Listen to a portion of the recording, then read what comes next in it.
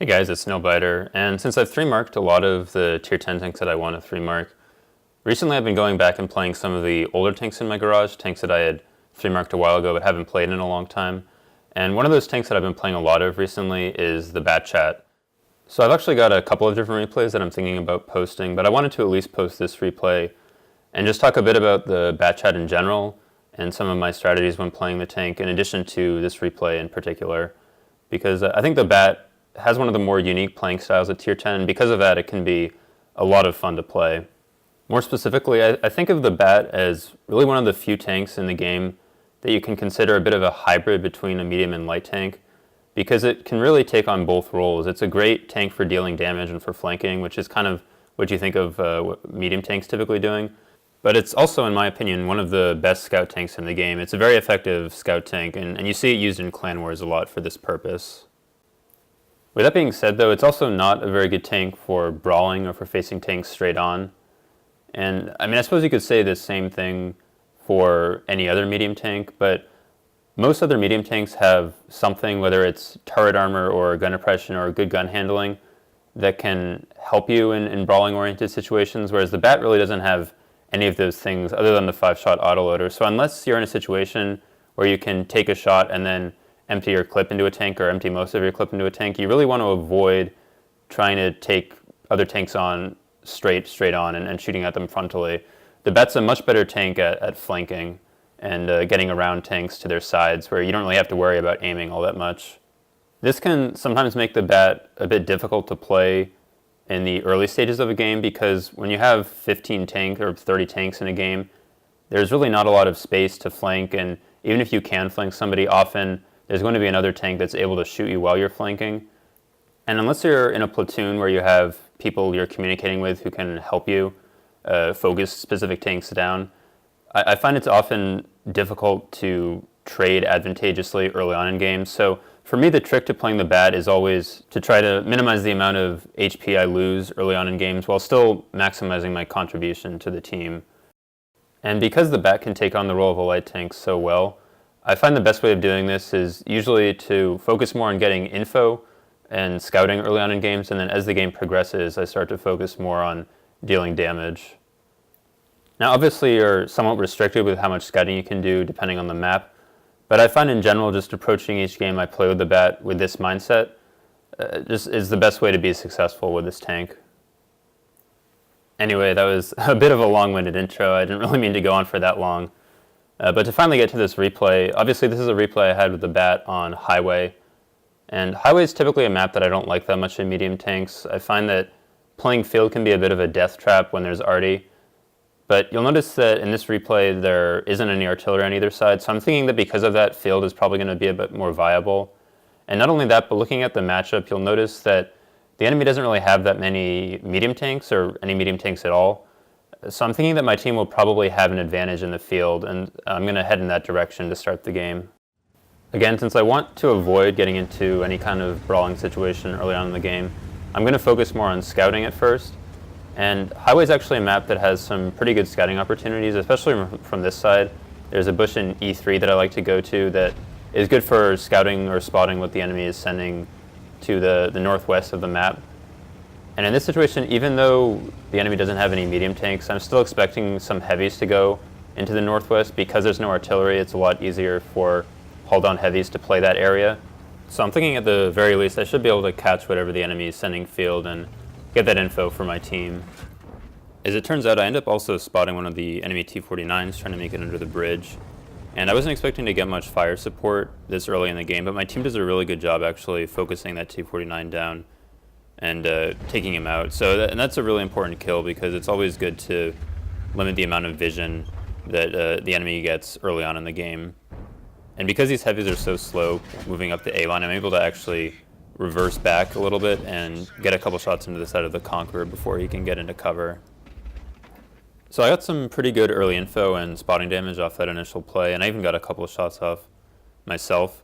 But now that those heavies are behind the ridge, it's going to be pretty difficult for me to get any good shots on them, especially with the Batchat. You can see me take a couple pot shots here, but the Batchat's gun handling just isn't really good enough to snipe weak points at this range.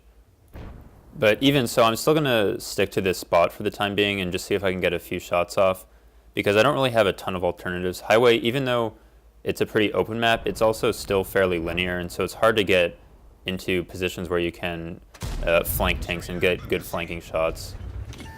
Now, I make a bit of a mistake here because unlike before when I was shooting the Conqueror, I wasn't careful here to back up and use the bushes in front of me as camo.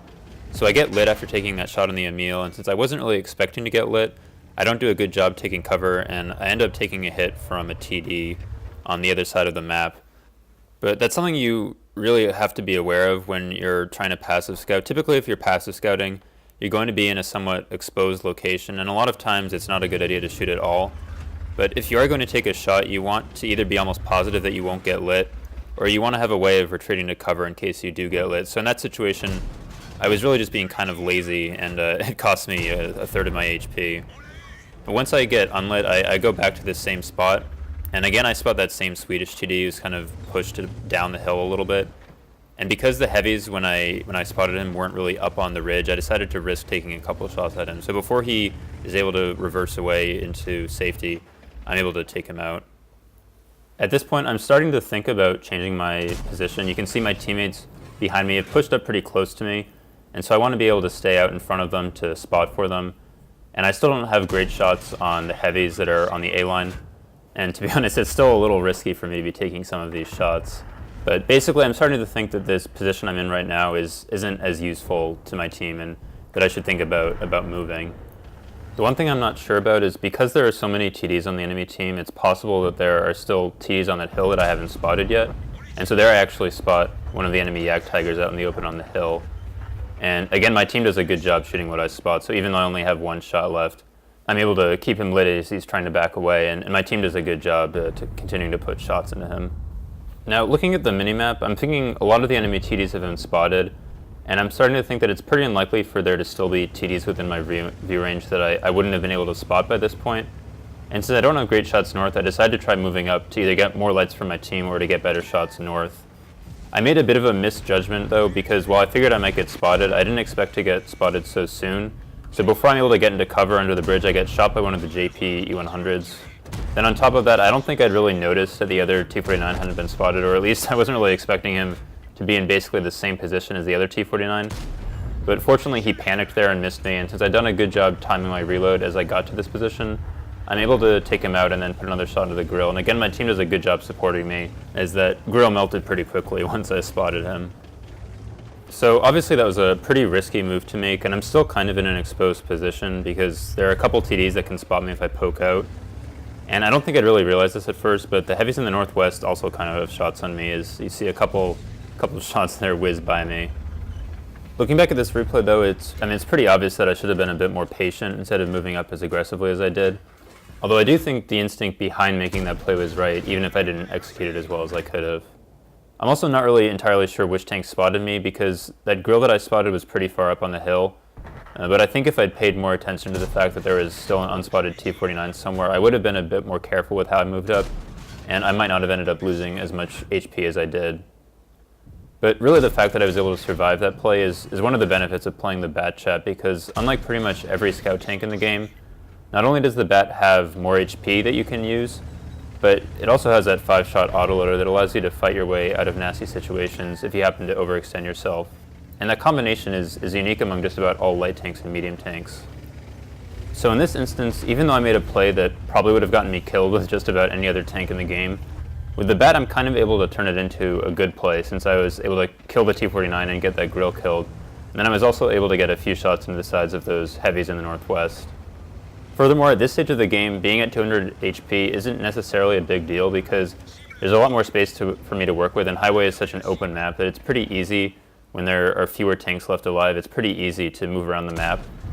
And not only that, but half of the tanks remaining for the enemy team are TDs, which are much easier for me to flank than mediums or heavies.